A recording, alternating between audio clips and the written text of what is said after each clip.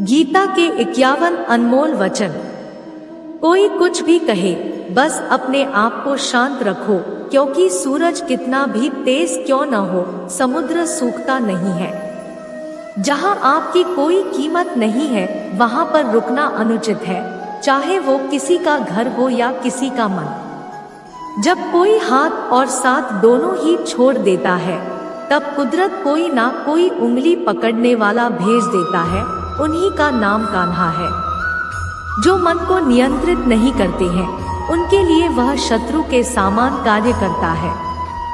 हे अर्जुन, व्यक्ति जो चाहे बन सकता है, यदि वह विश्वास के साथ इच्छित वस्तु पर लगातार चिंतन करे। सिर्फ दुनिया के सामने जीतने वाला ही विजेता नहीं होता, बल्कि किन रिश्तों के सामने कब और कहां पर हारना है, यह जानने वाला भी विजेता होता है। जो लोग बुद्धि को छोड़कर भावनाओं में बह जाते हैं, उन्हें हर कोई मूर्ख बना सकता है। वक्त से पहले मिली चीजें अपना मूल्य खो देती है, और वक्त के बाद मिली चीजें अपना महत्व। मनुष्य को अपने कर्मों के संभावित परिणामों से प्राप्त होने वाली विजय या पराजय, लाभ या हानि, प्रसन्नता या दुख इत्यादि के बारे में सोचकर चिंता से ग्रसित नहीं होना चाहिए।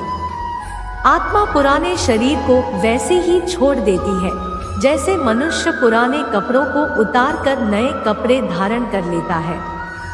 जैसे जल में तैरती नाव को तूफान उसे अपने लक्ष्य से दूर ले जाता है, ठीक वैसे ही इंद्रिय सुख मनुष्य को गलत रास्ते की ओर ले जाता है। आपका विश्वास एक पर्वत को भी खिसका सकता है, लेकिन आपके मन का संदेह दूसरा पर्वत खड़ा कर सकता है। हमारा खुद पर विश्वास होना बहुत ही जरूरी है, क्योंकि हम अपने रास्ते पर खुद चलते हैं। वक्त कभी भी एक जैसा नहीं रहता है, उन्हें रोना भी पड़ता है जो बेवजह दूसरों को रुलाते हैं। अपनी इच्छा शक्ति के माध्यम से अपने आप को नई आकृति प्रदान करें। कभी भी स्वयं को अपनी आत्म इच्छा से अपमानित न करें। इच्छा एकमात्र स्वयं का मित्र होता है, और इच्छा ही एकमात्र स्वयं का शत्रु है।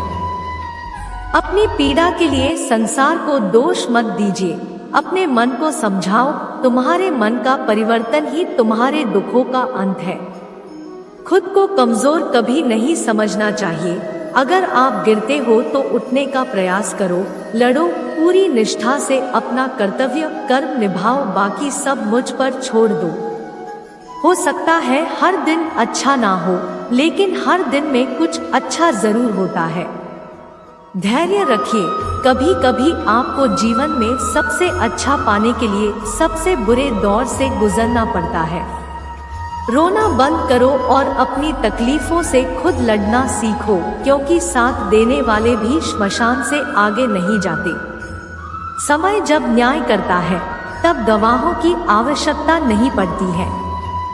एक उपहार तभी असली और पवित्र है, जब वह हृदय से किसी सही व्यक्ति को सही समय और सही जगह पर दिया जाए, और जब गिफ्ट देने वाला व्यक्ति के दिल में उस गिफ्ट के बदले कुछ पाने की उम्मीद न रखता हो।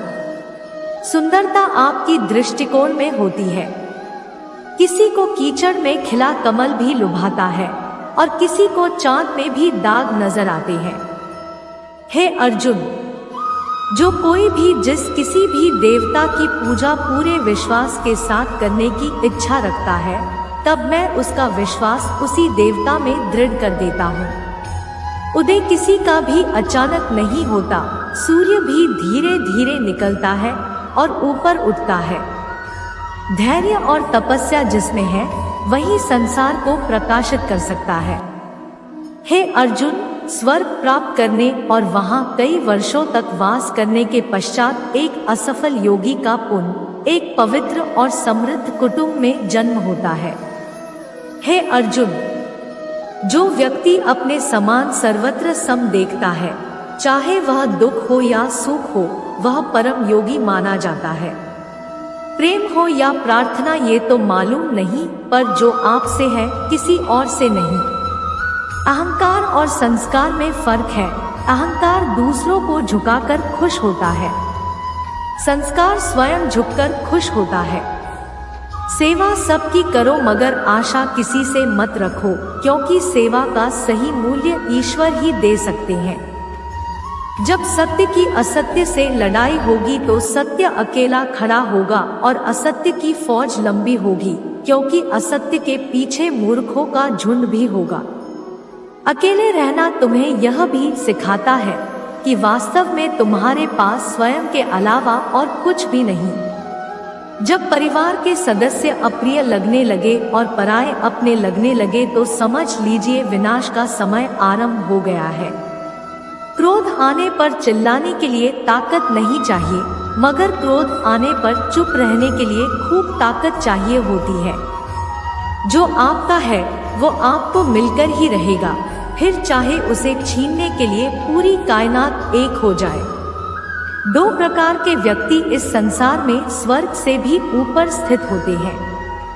एक वो जो शक्तिशाली होकर भी क्षमा कर देते हैं और दूसरे वो जो दरिद्र होकर भी कुछ दान करते हैं। प्रेम शरीर या सुंदरता को देखकर नहीं होता है, प्रेम हृदय से होता है। जहाँ दो हृदय मिल जाए वही प्रेम जन्म लेता है। किसी भी व्यक्ति को अच्छे से जाने बिना दूसरों की बातें सुनकर उसके प्रति कोई धारणा बना लेना मूर्खता है। अगर साफ नियत से मांगा जाए तो ईश्वर नसीब से बढ़कर देता है। जब भी विनाश होने का प्रारंभ होता है, शुरुआत वाणी के संयम खोने से होती है। जीवन में सब कुछ खत्म होने जैसा कुछ भी नहीं होता, हमेशा एक नई शुरुआत हमारा इंतजार कर रही होती है। जीवन में यदि खुश रहना है तो अधिक ध्यान उस चीज पर दें जो आपके पास है, उस पर नहीं जो दूसरों के पास है। उस दिन हमारी सारी परेशानियां खत्म हो जाएगी, जिस दिन हमें यकीन हो जाएगा कि हमारा सारा काम ईश्वर की मर्जी से होता है। विपत्ति में धैर्य, वैभव में दया और संकट में सहनशीलता ही श्रेष्ठ व्यक्तियों के लक्षण है। जो व्यक्ति स्पष्ट और सीधी बात करता है उसकी वाणी कठोर जरूर होती है, लेकिन वह कभी किसी के साथ छल नहीं करता। जो अच्छा लगे उसे ग्रहण करो और जो बुरा लगे उसका त्याग, फिर चाहे वह विचार हो, कर्म हो या मनुष्य। बुराई बड़ी हो या छोटी हमेशा विनाश का कारण बनती है, क्योंकि नाव में छेद छोटा हो या बड़ा नाव को डुबा ही देता है। परिवार और समाज दोनों ही बर्बाद होने लगते हैं जब समझदार मौन और नासमझ बोलने लगते हैं। आप वापस नहीं जा सकते हैं और शुरुआत को नहीं बदल सकते हैं, लेकिन आप जहां हैं वहीं से शुरू कर सकते हैं और अंत को अवश्य बदल सकते हैं। जब उम्मीदें टूटने लगे, कोई रास्ता दिखाई ना दे तो एक बार भगवत गीता की शरण जरूर ले लेना। जय श्री कृष्णा। ऐसी ही और वीडियो के लिए हमारे चैनल को सब्सक्राइब करें। धन्यवाद।